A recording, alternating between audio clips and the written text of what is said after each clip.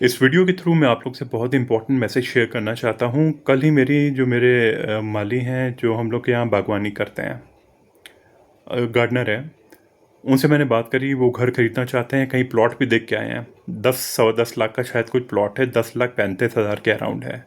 Including registry आप 1-1.5 लाख और ऊपर ले लीजिए, यानी अराउंड 12 लाख का उन्हें प्लॉट पड़ेगा।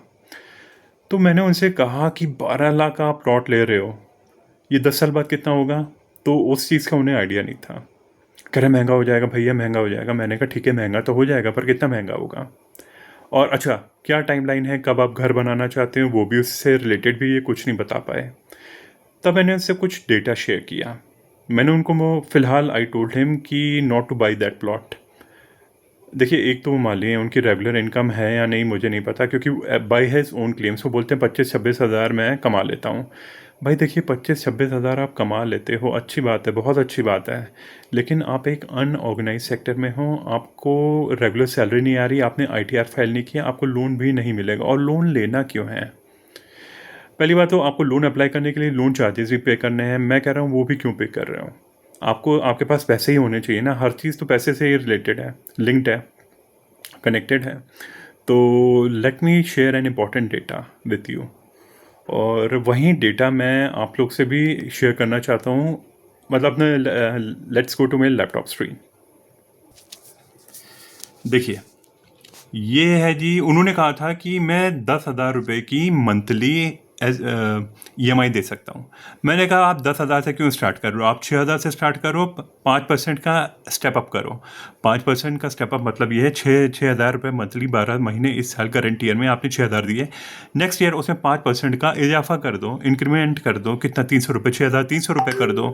और अगर आप ये रेगुलर करते हो, और क्योंकि मैं ये मान के चल रहा हूँ कि वो 15 साल तक टाइम लाइन इनकी देखिए, 15 साल ली है, लॉन्ग टर्म में 18% एक्सपेक्टेड रेट ऑफ रिटर्न। ठीक है जी। तो अगर ये होता है तो ये करेंगे 15 लाख समथिंग इन्वेस्ट, और 60 लाख रुपए इनके पास होंगे। जब मेरे फादर ने प्लॉट लिया था, बेचा था प्रेम नगर में, तो वो 10 साल बाद आई थिंक 10 लाख का प्लॉट बिका था 18-18.5 लाख का कुछ। यानी डबल मान लेते हैं, चलो 10 का 20 मान लेते हैं, फिर भी इनके पास 10 लाख का प्लॉट है, 20 लाख का तब होगा। चलो 25 लाख का ले लो, फिर भी तो ये देखिए ना, 60 लाख रुपए होगा। और अभी तो मैंने 10% एनुअल स्टेपअप का है।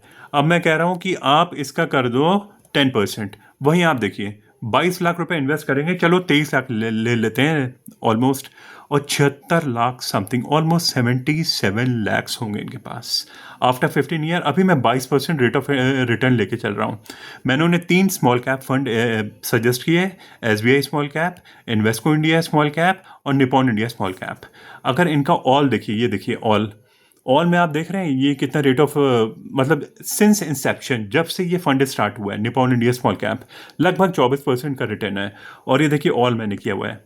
और देखिए इधर इन्वेस्को इंडिया मैंने दूसरा वो सजेस्ट किया, लगभग 24% का रिटर्न है। ऑल, ये देखिए ऑल सिंस इंसेप्शन, जब से स्टार्ट हुआ है, ये लगभग वही सेम है, 20% ज़्यादा है। और वहीं अगर आप ये देखिए, मैंने रेट ऑफ रिटर्न कितना लिया है? 18%। वीडियो के थ्रू मैं बस यही कहना चाहता हूँ आप लोगों से, और उनसे भी मैंने यही कहा था। मैंने 18% लिया है, और अभी 5% का स्टेप अप का मैंने उनको बोला था। इससे क्या है, पहले आपकी नॉलेज बढ़ेगी, उसके बाद आप सही डिसीजन ले पाओगे। क्योंकि उनके पास तो डेटा था नहीं, तो वो कैसे डेटा लेते, कैसे बताते कोई चीज़? मैंने डेटा से दिखाया, समझाया उन्हें, तब उनको बात शायद समझ में आई। हालांकि अभी भी वो घर खरीदने के मूड में है। यही मेरा सजेशन है सबसे, कि देखिए, अगर आप घर खरीदते हैं तो आप बंध जाते हो। घर तो खैर बाद में बनाएंगे वो, अभी तो प्लॉट लेंगे, सॉरी, अभी वो प्लॉट लेंगे, उसके लिए भी वो 5-6 लाख का लोन लेंगे।